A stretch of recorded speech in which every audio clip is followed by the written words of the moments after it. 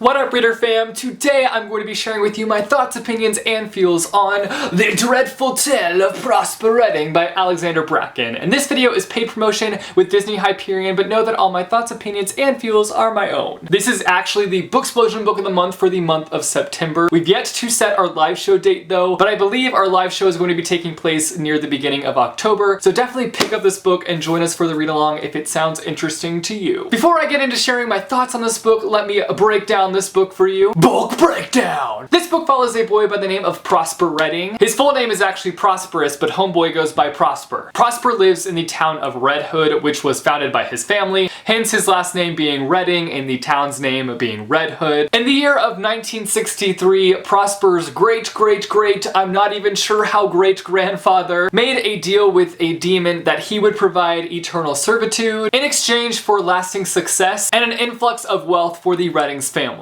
Now you might think, oh, that's such a nice thing of him to do, to make a deal like that for his family. He just wants the best for his family. But no, your grandfather didn't keep that deal. And because of that, Prosper has to put up with the consequences, and he now has a demon living inside of him. So throughout this book, he's got to figure out how the heck to get this demon outside of his body. And that's basically a general idea of what this book is about. I think this book would be a perfect read for Halloween time because it's got some major spooky vibes. The overall atmosphere of this book just screams Halloween. I thoroughly enjoyed this book. There were a few things that I wasn't a massive fan of throughout the book, but I will get to that here in a bit. But on an enjoyment level, I'm pretty pleased with this book. So this is the first in a middle grade series, and I was really surprised to see how dark it went. I mean, if you read the description of the book, you know it's gonna be dark. I mean, the main character has a freaking demon living inside of him. Hello, darkness. But it was still a lot darker than I thought it would be. This is my first time reading a middle grade book by Alexandra Bracken. I know that people consider her Star Wars book middle grade, but I haven't read that one yet. And I was quite impressed by it. You never know how an author's going to do when they write outside of kind of the age group that they're known for. She primarily writes young adult fiction, so you just never know how an author's going to transition into writing middle grade books, but I was pleasantly surprised by this book. Something that I fully appreciated is that it didn't feel like it was dumbed down. Sometimes I feel like authors,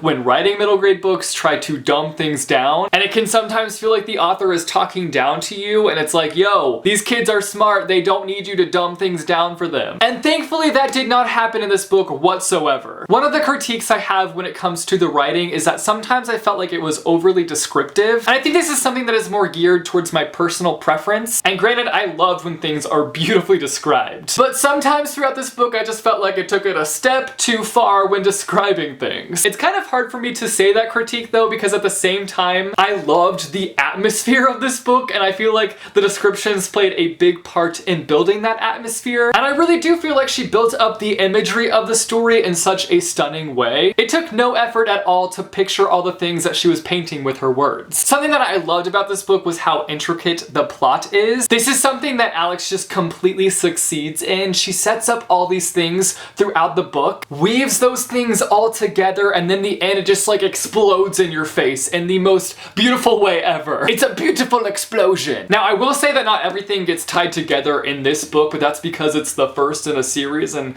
obviously she has to leave some things open. She's got to leave some lanes open so we can explore more things in the next book. But I just loved seeing how she worked her magic on the plot with this book. Another little critique that I have for this book is that at times I did feel like she was unloading a lot of information on us, and I wanted to be like, whoa, can we take it easy here? Should I get my umbrella for all these info dumps that's being dropped on us? But I'm also always a little bit more open to info dumps when it comes to the first book in a series, because the author's pretty much creating a garden when you think about it. She's planting all these seeds, aka plot lines, and seeing them bloom into beautifulness, aka bloom into the story itself. So basically Alexandra Bracken is a gardener now. No, but for me, it's definitely something that I can kind of overlook when it comes to the first book in a series, but it's definitely something that I wanted to mention. I want to talk about the characterization a little bit because this is where I felt like the story shined the brightest. Every character throughout this story has something to offer. This isn't a book where the main character is carrying the story. Each and every character pulled their weight to keep the story interesting. Throughout the book, we get to hear from Aleister, who is the demon demon living inside of Prosper, and oh man, I loved Aleister so much. I didn't think that I was going to like him because hello, he's a demon and he's living inside Prosper and he's just like giving Prosper a hard time. But he brought so much humor to the book. Prosper is the only one that can hear Aleister unless Aleister is like controlling his body and communicating with other people. But basically when Aleister is speaking, his text is usually in bold. But when you hear from Prosper and you see him interacting with other people and you hear his thoughts, those sections are just in regular old text. But let me tell ya, you'd be able to tell Aleister from Prosper without Aleister's text being bold, because he is one sassy McSasserson. He's definitely the sassiest demon I've ever read about. And then of course I loved Prosper's character. I loved learning about his past, his family history, and he was just a really interesting one to learn about because he's been through a lot in his life. He's not treated very well by his family or kids at school, but he's also a very privileged kid because he does come from wealth. And throughout the book you kind of see Prosper realize how privileged he is, and I just really liked kind of seeing him start to understand and recognize his own privilege. Those are the only two characters that I'm going to talk about because I don't want to talk about the other characters because I don't want to spoil anything for you guys. But those are all my thoughts, opinions, and feels on the dreadful tale of Prosper Redding. I thoroughly enjoyed this book and I definitely recommend going and checking it out. To give you guys an idea as to what I would rate this book, I give it a 4 out of 5 stars. You guys should let me know down below in the comments if you have read the dreadful tale of Prosper Redding and what you thought about it. Also just let me know if you haven't read it but you plan to pick it up. If you like this video, be sure to give it a big thumbs up. I post videos frequently on this channel, so if you want to be notified as to when I post new videos, be sure and go and hit subscribe or go and click the little bell icon and you'll be notified as to when I post new videos.